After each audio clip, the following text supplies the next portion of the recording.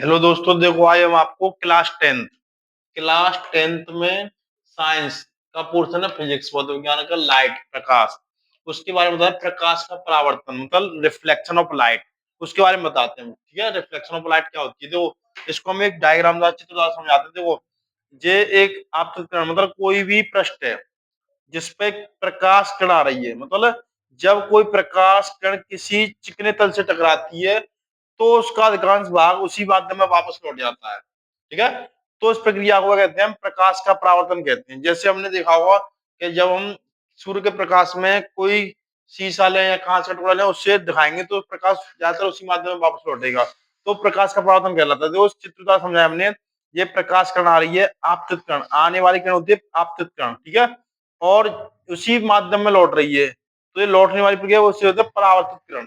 ठीक है, और इसमें एक अभिलंब बना हुआ, क्या बना हुआ, अभिलंब। इन दोनों बीच में कोण बनता है। ठीक है, आपतित अपवर्तित किरण और अभिलंब के बीच में जो कोण बनेगा आई, उसे कहते हैं हम आपतन कोण। ठीक, और अभिलंब और परावर्तित किरण के बीच में जो कोण बनता है उसे बोलते हैं आर, आर होता है परावर्तन कोण। ठीक, तो देखो ये तो होगी इसकी डेफिनेशन। इसमें नियम और होता है, इसमें नियम क्या है, इसमें ध्यान रखना आई और R, sine I is equal to sine R, मतलब आपतन कोण और परावर्तन कोण का मान बराबर होता है, ध्यान रखना। ठीक है, सेकंड पॉइंट है इसमें, देखो अपवर्तित अपवर्तित किरण, अभिलंब और परावर्तित किरण तीनों एक ही तल में होते हैं। ठीक है, ऊपर एक ही तल में अपवर्तित किरण, अभिलंब और परावर्तित किरण। दूसरा पॉइंट है इसमें, देखो पहला तो था अपवर्तन कोण, आपतन कोण और परावर्तन कोण बराबर होते हैं, मान बराबर होते हैं। दूसरा है अपवर्तित किरण, अपवर्तित किरण अविलंब, अविलंब व परावर्तित किरण, परावर्तित किरण तीनों एक ही तल में होते हैं, तीनों एक ही तल में होते हैं। जो है प्रकाश का परावर्तन। ठीक है, प्रकाश का परावर्तन एक और बताते थे, वो जब प्रकाश किरण किसी चिकने तल से टकराती है तो उसका अधिकांश भाग वापस उसी माध्यम में लौट जाता है। ठीक है, तो उसे प्रकाश का परावर्तन कहते हैं। ठीक,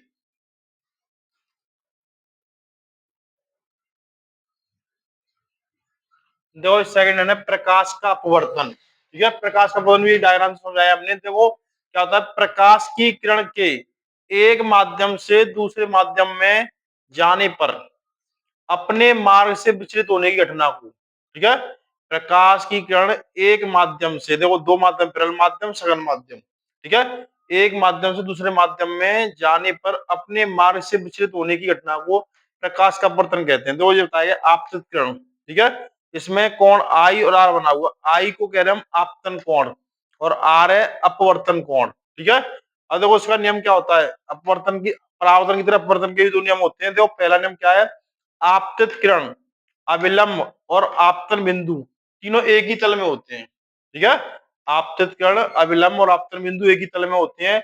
दूसरा है साइन आई, मतलब आपतन कोण और परावर्तन कोण एक नियतांक के बराबर होते हैं। इसे हम स्नेल का नियम भी कहते हैं। क्या कहते हैं इसे हम, स्नेल का नियम भी कहते हैं, ध्यान रखना। ठीक है,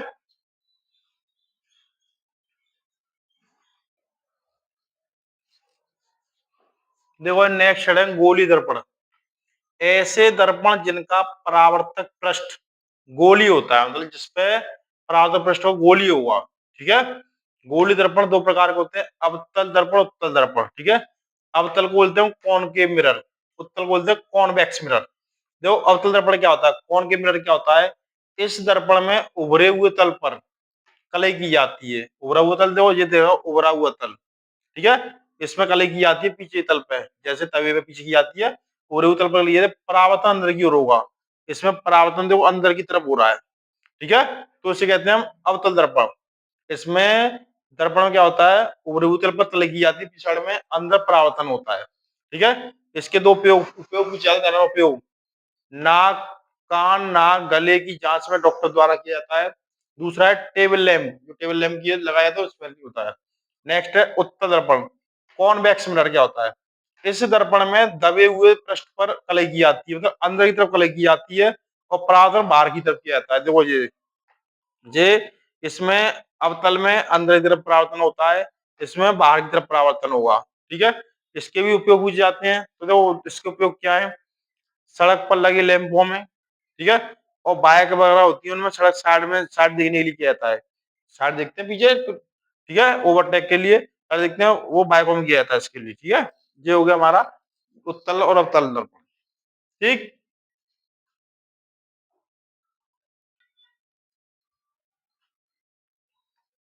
चलो ये देखो नेक्स्ट हेडिंग, लेंस। ठीक है, लेंस का होता है दर्पण के बाद लेंस की बारी। देखो लेंस किसी भी पारदर्शक माध्यम का, पारदर्शक माध्यम जैसे हम कांच कह सकते हैं। ठीक है, पारदर्शक माध्यम को कांच कह सकते हैं का वह भाग जो दो गोलीय पृष्ठों से घिरा हो। गोलीय पृष्ठ कैसे हो सकते हैं, परावर्तन हो सकता है, समतल हो सकता है वो, ठीक है, लेंस कहलाते हैं।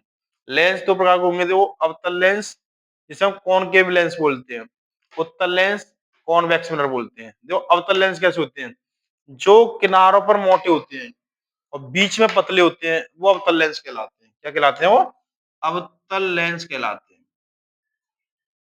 ठीक, और जो किनारों पर पतले और बीच में मोटे होंगे वो कहलाते हैं उत्तल लेंस। ठीक है, ये तो देखो अब इसके लिए फॉर्मूला, लेंस के लिए फॉर्मूला क्या होता है, 1/f = 1/v - 1/u। ये लेंस का फॉर्मूला ध्यान रखना। लेंस में क्या होता है, माइनस लगा होता है, और जो दर्पण थे हमारे पहले दर्पण, दर्पण में ध्यान रखना 1/f = 1/v + 1/u होता है। ध्यान रखना दोनों के फॉर्मूले में, जे तो दर्पण है, दर्पण में होता है प्लस का साइन, ठीक है, और लेंस में होगा माइनस का साइन, ध्यान रखना दोनों फॉर्मूले में। ठीक है, जब भी फॉर्मूले बनाएंगे दोनों को ध्यान रखना, न्यूमेरिकल करेंगे, दर्पण वाले में प्लस का आएगा और लेंस वाले माइनस का साइन आएगा। ठीक,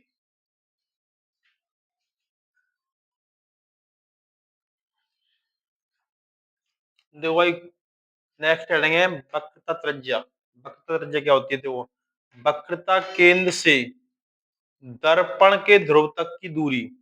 ठीक है, वक्रता केंद्र से दर्पण के ध्रुव तक की दूरी दर्पण की वक्रता त्रिज्या कहलाती है, जिसे स्मॉल आर से प्रदर्शित करते हैं हम। ठीक है, अब देखो नेक्स्ट है फोकस दूरी। फोकस दूरी क्या होती है, गोलीय दर्पण के ध्रुव तथा गोलीय दर्पण का ध्रुव बिंदु पी कह सकते हैं हम, तथा मुख्य फोकस के बीच की दूरी फोकस दूरी कहलाती है। इसे हम स्मॉल एफ से प्रदर्शित करते हैं। एफ इक्वल टू होता है r/2। क्या होता है, इससे हम आर भी निकाल सकते हैं, r = 2f, या F equal to r/2 focus दूरी निकालने के लिए। जब हम क्वेश्चन करते हैं दर्पण या लेंस का, तो उसमें फोकस दूरी निकालने के लिए अगर वक्रता त्रिज्या रखी होती है तो F equal to r/2 formula लगाते हैं। ठीक है, अब नेक्स्ट है अपवर्तनांक। ठीक है, जब प्रकाश का अपवर्तन वायु से किसी अन्य माध्यम में होता है, तब आपतन कोण की ज्या, आपतन कोण की ज्या साइन आई, तथा अपवर्तन कोण की ज्या साइन आर के अनुपात को अपवर्तनांक कहते हैं। अपवर्तनांक को हम किससे प्रकट करते हैं, स्मॉल एन से करते हैं। Small N equal to sine I upon sine R. ठीक है, ये अपवर्तनांक वाला फॉर्मूला है। इसमें ये फॉर्मूले होते हैं ए एन जी, ठीक है, ए एन डब्ल्यू, ये वायु के सापेक्ष अपवर्तनांक होते हैं। ठीक है, इसका हमने क्वेश्चन बताया था, क्वेश्चन में बताया था सर, इसीलिए हम कह रहे हैं एलएस कोचिंग क्लासेस 2.0 चैनल को सब्सक्राइब कीजिए और ज्यादा से ज्यादा वीडियो देखिए। हमने इसमें अपवर्तनांक वाला क्वेश्चन कराया है इसमें। ठीक है, ये वायु के सापेक्ष कांच का अपवर्तनांक है, ये वायु के सापेक्ष जल का अपवर्तनांक है। कोई क्वेश्चन करना होता है जैसे, अब इसमें कोई फॉर्मूला वैल्यू निकालनी है, जैसे कांच के सापेक्ष जल का अपवर्तनांक, तो इसमें डब्ल्यू जो एन के बाद आएगी सापेक्ष दूसरा आएगा, उससे हम ऊपर रखेंगे A N W upon A N G. इस टाइप से हमने इसमें क्वेश्चन बताया था। ठीक है, ये हो गया हमारा अपवर्तनांक, ध्यान रखना। अपवर्तनांक किसे एन से प्लस कर रहे हैं, साइन आई, ये होती है हमारी क्या, आपतन कोण की ज्या, होती है अपवर्तन कोण की ज्या। दोनों के अनुपात को क्या कहते हैं, अपवर्तनांक कहते हैं। ठीक,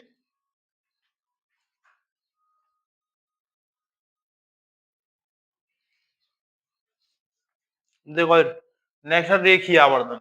नेक्स्ट कौन से, रेखीय आवर्धन। देखो रेखीय आवर्धन क्या होता है, रेखीय आवर्धन लेंस द्वारा बने किसी वस्तु की लंबाई तथा प्रतिबिंब की लंबाई के अनुपात को रेखीय आवर्धन कहते हैं। ठीक है, या फिर हम कह सकते हैं प्रतिबिंब की दूरी तथा वस्तु की दूरी के अनुपात को रेखीय आवर्धन कहते हैं। इसे हम स्मॉल एम से प्रदर्शित करते हैं स्मॉल आई अपॉन ओ। ठीक है, आई प्रतिबिंब की दूर लंबाई हो गई, ओ वस्तु की लंबाई हो गई। ये एच डैश और एच है ऊंचाई। ठीक है, ये प्रतिबिंब की ऊंचाई हो गई और ये वस्तु की ऊंचाई हो गई। वी अपॉन यू, वी होगी हमारी प्रतिबिंब की दूरी, यू होगी वस्तु की दूरी। ठीक है, इनमें से हम किसी को ला सकते हैं जो दे रखा हो। अब एक चीज ध्यान रखना, मोस्ट इंपोर्टेंट हेडिंग क्या है, मोस्ट इंपोर्टेंट चीज क्या है, देखो मोस्ट इंपोर्टेंट चीज है ये। देखो, जब वो दर्पण दे रखा हो, ठीक है, दर्पण दे रखा हो तब देखिए आवर्तन का फॉर्मूला लगेगा M equal to minus B upon U, ऋणात्मक ध्यान रखना। ठीक, अब लेंस के लिए आवर्तन, लेंस के लिए जो आवर्तन होगा वो प्लस में होगा, M equal to B upon U. ध्यान रखना दोनों में क्या अंतर है, दर्पण के लिए आवर्तन कैसा होगा, ऋणात्मक होगा, और लेंस के लिए कैसा होगा, धनात्मक होगा। ठीक है, और डेफिनेशन हमने बताई दी है कि या तो हम वस्तु की लंबाई और प्रतिबिंब की लंबाई लिख सकते हैं, या वस्तु की दूरी या प्रतिबिंब की दूरी के अनुपात को रेखीय आवर्धन कहते हैं। ठीक है, रेखीय आवर्धन एम। ठीक,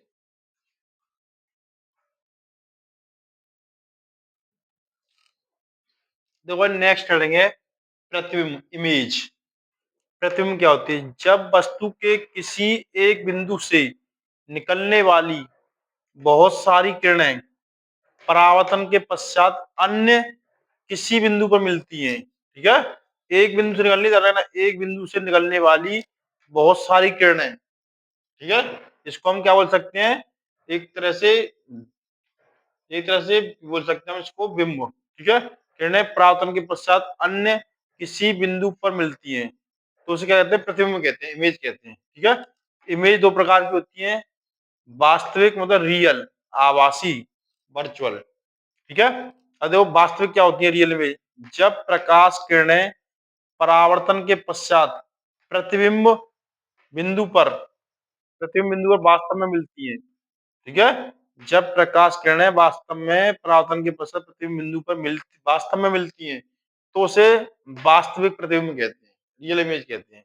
ठीक है, ये अधिकतर उल्टा बनता जा रहा है, इसकी जो इमेज बनेगी उल्टी उल्टी बनेगी, और इसे हम पर्दे पर प्राप्त कर सकते हैं, इसे पर्दे पर भी प्राप्त किया जा सकता है। ठीक है, सेकंड है भाई आभासी वर्चुअल इमेज, जब प्रकाश की किरणें परावर्तन के पश्चात, इसके पश्चात, परावर्तन के पश्चात मिलती हुई प्रतीत होती हैं। ठीक है, इसमें आभास होता है, मिलती हुई प्रतीत होती है परंतु मिलती नहीं, ध्यान रखना, तो इसे आभासी प्रतिबिंब कहते हैं। ये अधिकतर सीधा बनती है, इसके जो प्रतिबिंब बनेगा कैसे बनेगा, सीधा बनेगा, और इसे पर्दे पर प्राप्त नहीं किया सकता, ध्यान रखना, इसको क्या होता है, पर्दे पर प्राप्त नहीं किया सकता। ठीक है, तो ये होगी हमारी इमेज। ठीक है, इमेज दो प्रकार की होगी, रियल इमेज और वर्चुअल इमेज। ठीक, इसको हम पर्दे प्राप्त कर सकते हैं, इसको पर्दे प्राप्त नहीं किया जा सकता। ये कैसी होगी, उल्टा हुआ ये बनेगा, कैसा, सीधा बनेगा। ठीक है, इमेज है रियल इमेज और वर्चुअल इमेज।